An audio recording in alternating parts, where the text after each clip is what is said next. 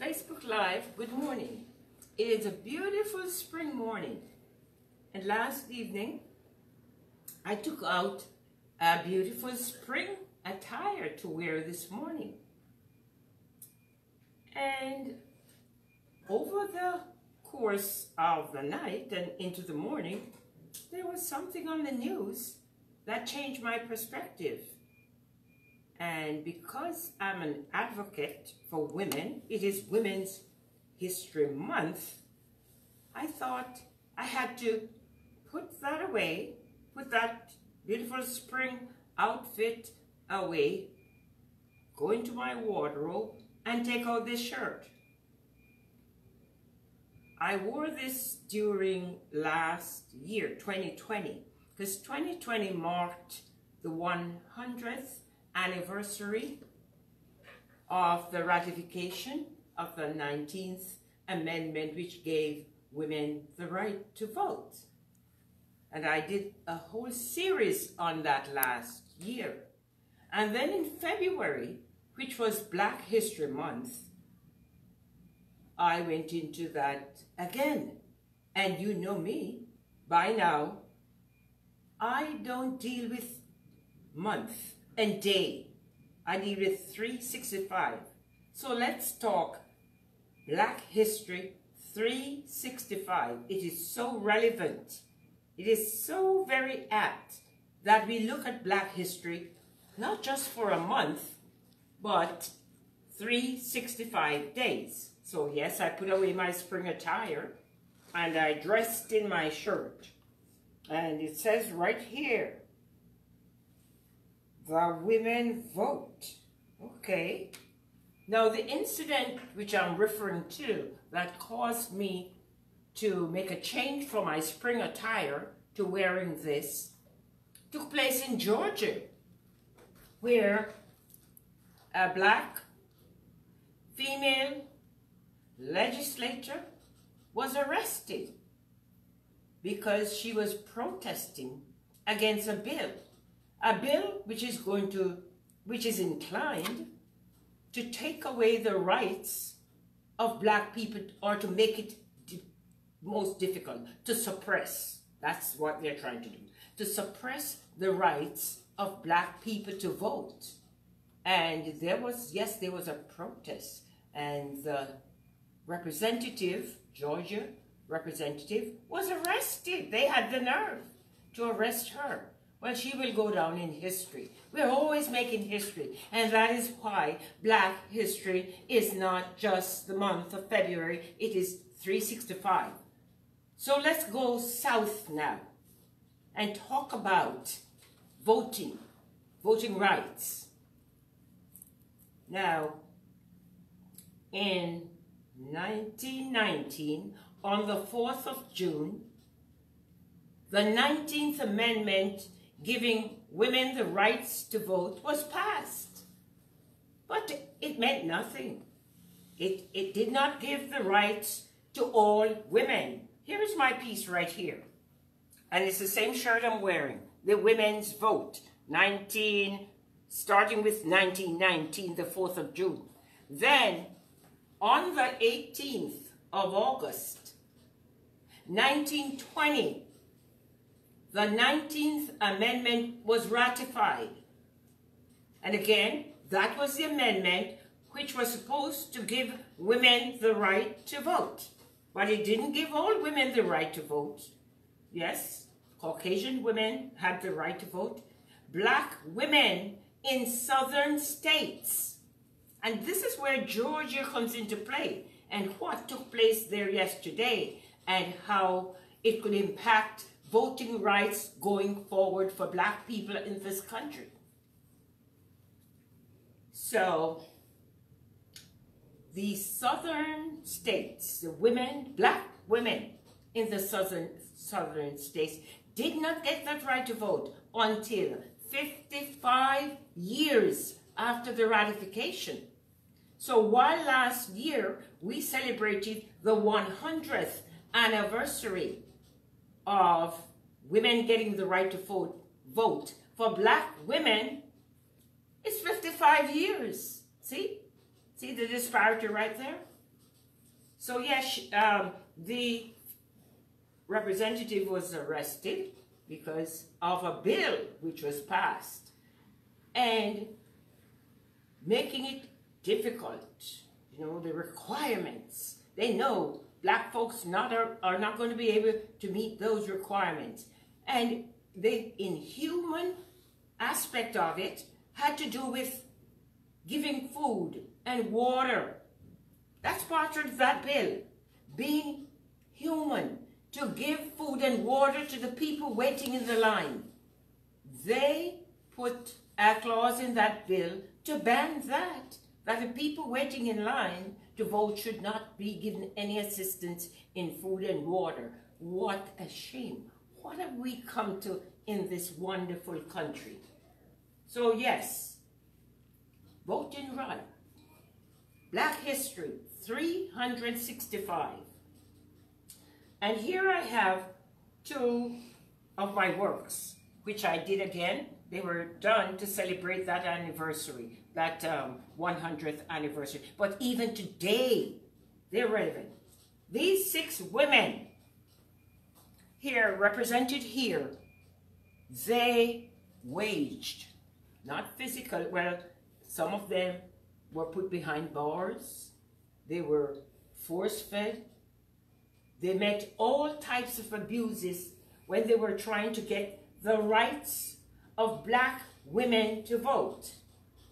And since it's Women's History Month, I want to recognize these women. They led the charge. As I said, they did what was in their power to the point of being jailed and force-fed to get the rights of black women to vote. So yes, in 1965, with the passing of the Voting Rights Act, black women in southern states did get that right to vote. But the irony, it was not like permanent. There is an annual, they have to annually renew that right. You know, they have to legislatively, annually, and that's why, bless his soul, R.I.P., John Lewis fought to get it to be permanent, that Voting Rights Act, to make it permanent, that it doesn't have to be renewed. Why should it have to be renewed? These are the issues we face. And yes, you may say, okay, stick to your art. You're an artist. Sure I am. But I'm also a sociologist. I'm a historian. I'm an advocate for women. And I take voting rights very, very serious. Yes, people should have the right to vote, and that right should not be suppressed. So with that, and notice, if that legislation was passed, which it has, then other states, let's dismiss that person. Yeah, I'll get back to that person. Then other states are going to be emboldened. So right across the aisle, right across the board, with what took place in Georgia with that bill, likely other states are going to be emboldened to put laws in place to restrict the rights of, and it is intended, it is directed at black people, black folks. They don't want black folks to vote. Because you know what happens when we vote? When we vote, there is change. And sure enough, we voted last November, and we have seen the changes. Matter of fact, the biggest change for me, I can sleep better now. I'm sleeping much better with a new administration. So that right to vote needs to be protected. Let's protect the right to vote, because the right to vote for black people in particular is under attack. And we need to be vigilant. We need to be proactive. And especially us women, Yes, the right to vote. How long? We had to wait, black women, 55 years in waiting to get the right to vote. And now that we have that right to vote, let's use it at every election. Let's use that right and let's treasure it. It is a precious gift, the right to vote. So, that being said, do you have a souvenir of the 100th anniversary of the ratification of that 19th Amendment? Well, if you don't, Lafate Gallery Vision Center, and that's why it's more than beauty on the wall. I create works of art that address, actually for every social issue that arises, I can find a work of art to address it. So these works of art, and here's a mug.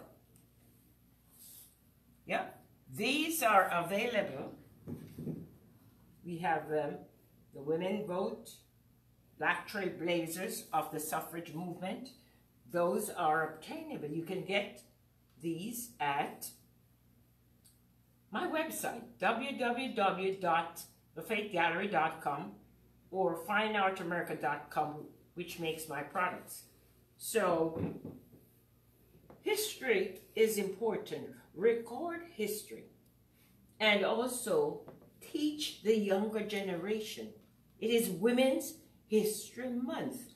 How many young women out there know about what I'm talking about? How many of them know that? They need to be trained. And this morning, a very, very pleasant memory. I like Facebook for this. They always give you the memories. The memories came up this morning of One Village Alliance. I want to give a shout out to One Village Alliance CEO Chandra Pitts, who brought those young people, the one show that showed up in my memories, that came up this morning. She brought a group of students here, and the artists were here, and if you look at that image, the kids were just in awe. They were listening to every presenter. And that's what I call mentoring the sisters. That's the theme of my Women's History Month, mentoring the sisters. So One Village Alliance, for what you're doing with your program, and that program is titled Girls Can Do Anything. And sure they can. So let's empower our young girls out there to do what they can, what they're capable of doing. They're capable of doing anything. And they are going to be the leaders of the next generation. They are going to be the women balancing the world, as reflected here. They are going to be the women. They are now, the young girls are reaching for the stars. And we need to continue to mentor them, to empower them. We need to let them know that even though they're going through difficulties, all the difficulties they're facing, let them read Dr. Maya Angelou's poem, Still I Rise. And that poem was very, very powerful for me as a black woman with an accent and an older woman working in corporate America, and what I faced with discrimination. It was poems like Still I Rise that helped me to cope. And my reaching for the stars came out of my experience of sitting in a purple chair for many, many years, trying to move up the ladder and being suffocated, being stifled. Not because I didn't work hard, when I gave them almost 200%. But yes, we have to take our issues seriously.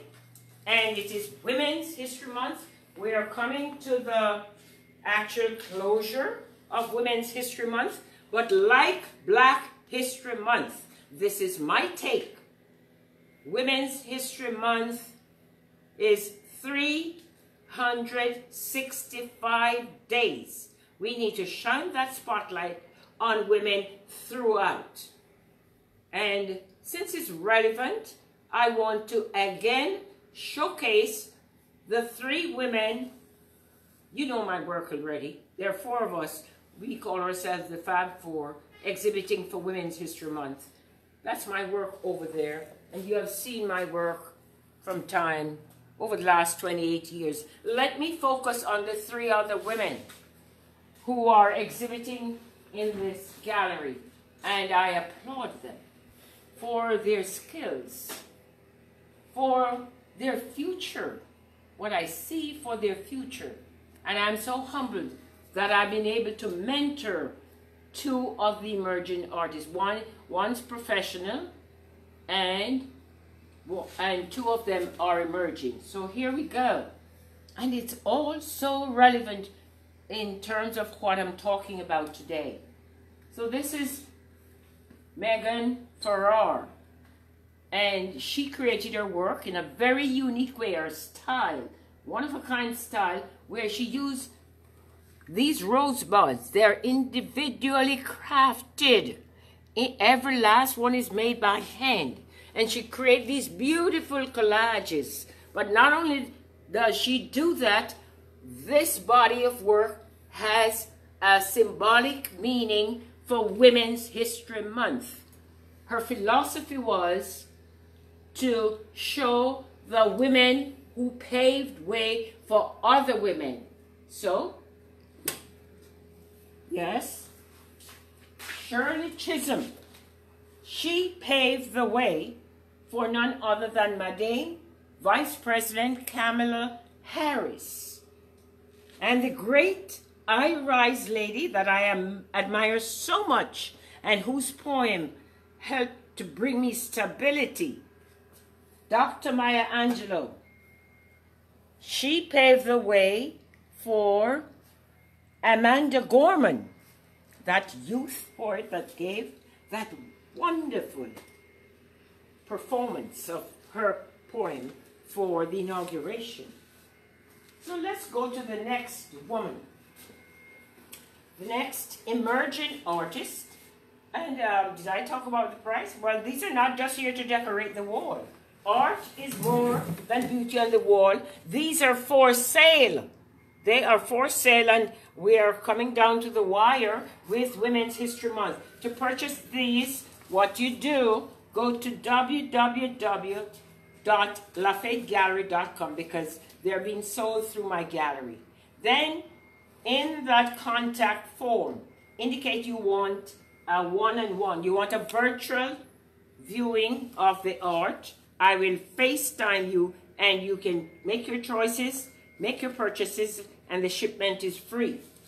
Okay, next emerging artist. And tomorrow, I'm holding a class. I think she's bringing her niece tomorrow. I'm teaching a class tomorrow for young girls.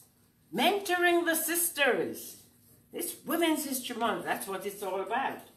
This other artist, her style again is very, very unique. That's Kendra Dupree, who uses acrylic on canvas, and she finishes off with resin. Look at the sparkles here. But more so, this piece is titled Love, Joy, and Peace. Don't we need that? We sure do. Here's another beautiful piece, and her prices are rock bottom low. You need to get these pieces of art. That's what they're here for, not to decorate the wall. We have too many starving artists out there. I encourage you to collect art because art is wealth. Here's more of her work, and look at her prices. See how low they are? You need to get these. This piece is stunning. It is, again, done with resin finish. Beautiful piece. Another beautiful, all the work are all the work here by these artists are very, very dynamic work. And she is a multi-talented woman. That's Kendra Dupree. She has done some, she has done dancing, drama, little of everything. Very multi-talented. Beautiful piece. These are her women pieces. Look at that. Glow. That's the price. These prices, as I said, are rock bottom low. Look at these. Beautiful pieces. These are women featuring her pieces. And the prices again, you can't beat these prices. So to purchase them, I'll tell you in a moment. I'll remind you how you go about purchasing these. The exhibition is going to be up for the rest of the week, and maybe early next week they have to be done because we're putting up another exhibition. Okay, the third woman exhibiting in the Lafate Gallery is Jo Redbird, and she's the curator for Lafate Gallery. Just shine the spotlight on her picture here. She was born in Switzerland. Her father is from Barbados. Her mother is from the United States. She's a Swiss Caribbean girl. And she creates powerful works of art, as you can see them. Look at these radiant acrylics. She works in acrylic, on canvas, or on board. Beautiful pieces. And these large pieces feature her three beautiful daughters. And she's not selling these. They're not for sale. These pieces will be kept, she said, as a legacy for her girls. I agree with that. I have legacy for my two granddaughters too from my work. However, she does have three pieces on sale here. And I'm going to hold this up so you can see it. Look at this elegant piece. And the price. Let's look at the price. See that price? That's what that piece costs. Here's another beautiful piece. And these are all about music and guitar. Look at the radiance. Look at this frame. Exotic frame. And all it costs, look at that. That's all it costs right there. She has one more piece. This piece. Actually, there's one in the window too. I think I may go outside and show that. Okay, look at this piece. Glowing. Beautiful piece. And the price is right there. Where can you get these originals? Now she has note cards, $4 each. She has prints of her work, so she's not selling the originals of those. And these prints, all they cost $20. Come on, guys. Come on. There's one more piece of her work I have not been showing because it's in the window outside, and I think I'm going to go to show it out. Show that piece out. Oh, it's so nice out here. Ooh, beautiful. It's a beautiful day. There we go. That's another piece of Jo Redbird's, pardon the noise. Another piece of Jo Redbird's. And as we go back in, let's talk about products. Right here in my window. Well, if you can't afford an original Lafate painting, why not get a t-shirt? That's the price for my t-shirt right there. Yeah, very cool. And let me show you the array of other products here. All these on this table here. Between $20 to $30 each. You could make an impact wall as I showed you the other day. And here are the array of mugs of all subjects. This one is about, I love this one. No justice, K-N-O-W. No peace, K-N-O-W. Women reaching for the stars. I have it in mug right here. It's here. And it's such a wonderful array of work. Oh, Maya Angelou, Still I Rise, signed by the artist. These are obtainable. I put a link on the screen. The link takes you to fineartamerica.com. That's the link that takes you directly to my page on their website. And that's where you can get your mugs, your t-shirts, tote bags, fleece blankets, a whole range of products. And for my work, you get them at www.lafategallery.com. And to purchase the work of the exhibiting artist, use that same website and there's a contact form. Just put a note that you would like to have a one-on-one. We call it FaceTime shopping. We call it virtual shopping. You can have access to go through the entire work. So do that over the weekend. Set up time. Inbox me from that website or from my page, Eunice Lafate, and let's support the women. Let's support women. We have to do more than talk. Talk is cheap, and art is worth. So, art appreciate art. Thank you for watching. And let's be vigilant about voting rights. Okay, thanks. All right, let me just, did you share it? Oh.